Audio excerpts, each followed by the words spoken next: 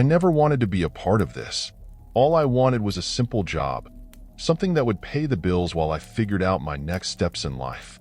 When I took the night security gig at Blackwater Asylum, I figured it would be easy money. It was an old, abandoned mental hospital on the outskirts of town. They were getting ready to demolish it in a few months, but for some reason, the owners insisted on having a guard on duty at all times. I remember thinking it was strange. Why would anyone want to break into an old, crumbling asylum? But the pay was decent, and I didn't ask too many questions. I should have. The first few nights were quiet. The building was massive, with long, dark hallways and rooms that had been left untouched for decades. Dust covered everything like a thick blanket, and the smell of mildew and decay hung in the air. I had a small office near the entrance, where I could watch the security monitors and make rounds every couple of hours. There were no visitors, no trespassers, just silence. But on the fourth night, things started to change. It was around 2 a.m. when I first heard the sound. A faint tapping, like something tapping on a window. I paused, listening carefully, but it stopped as suddenly as it had begun. I shrugged it off, probably just the wind. I told myself. This old building was full of strange noises. I got up and made my rounds, walking down the dimly lit hallways, my flashlight casting long, eerie shadows on the walls. The place always gave me the creeps, but I had gotten used to it over the past few days. Still, something felt different that night. The air felt heavier, and the silence wasn't as comforting as it had been before. I was almost done with my rounds when I heard it again. The tapping. It was louder this time, coming from one of the patient rooms down the hall. I hesitated for a moment, my heart pounding in my chest. I didn't want to go down there, but it was my job, so I took a deep breath and headed toward the noise. Room 212. The door was slightly ajar, the paint peeling off in chunks. I pushed it open, my flashlight sweeping across the room. It was empty, just like all the others. The bed was still there, though the mattress had long since rotted away. The windows were barred, the glass cracked and smeared with years of grime. I walked over to the window, expecting to see a branch or something tapping against it, but there was nothing. Just as I was about to turn and leave, I noticed something. Scratches on the window bars. They were faint, but they were definitely there. I leaned in closer, running my fingers along the grooves. They were deep, as if someone had clawed at the bars with something sharp. I stepped back, uneasy. The scratching sound wasn't caused by the wind or some random animal. Someone, or something, had been here, trying to get out. I didn't sleep much that night. The next day, I told myself I was just being paranoid. The building was old. After all, it was probably nothing. But as the week went on, the strange noises continued. Sometimes I'd hear footsteps echoing down the hall, even though I was the only one in the building.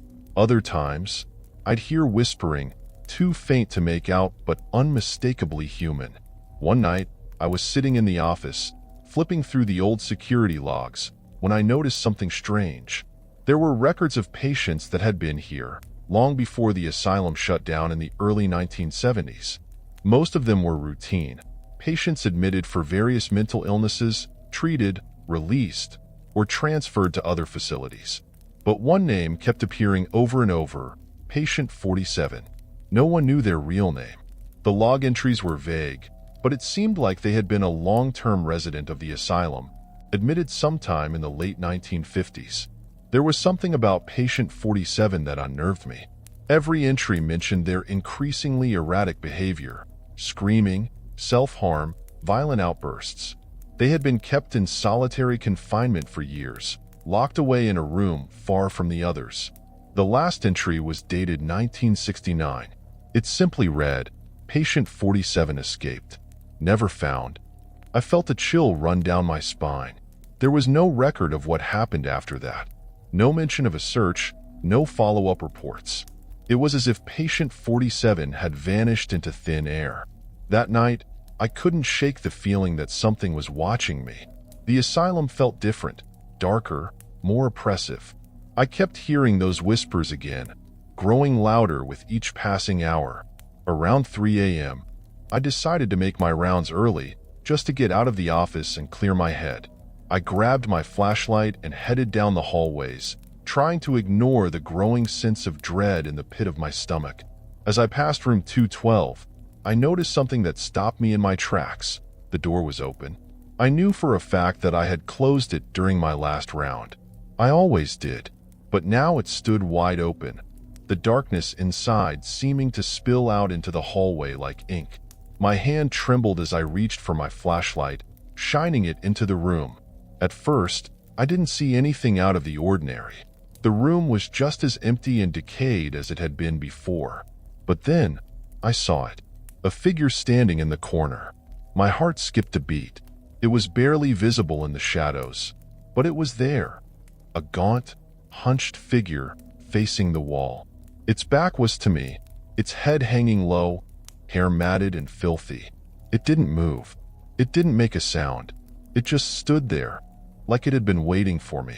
I backed away slowly, my breath catching in my throat. My first instinct was to run, but something told me not to turn my back on it. I kept my eyes on the figure as I moved toward the door, my pulse racing. Just as I reached the threshold, the figure moved. It turned its head, slowly, unnaturally, until it was staring directly at me. Its eyes, if they were eyes, were hollow and empty, like black pits in its skull. Its mouth hung open in a twisted grin, teeth sharp and jagged, as if it were baring them at me. The skin on its face was stretched tight, too pale, too thin. It didn't look human. I ran. I sprinted down the hallways, the whispers growing louder, more frantic, as I made my way toward the exit.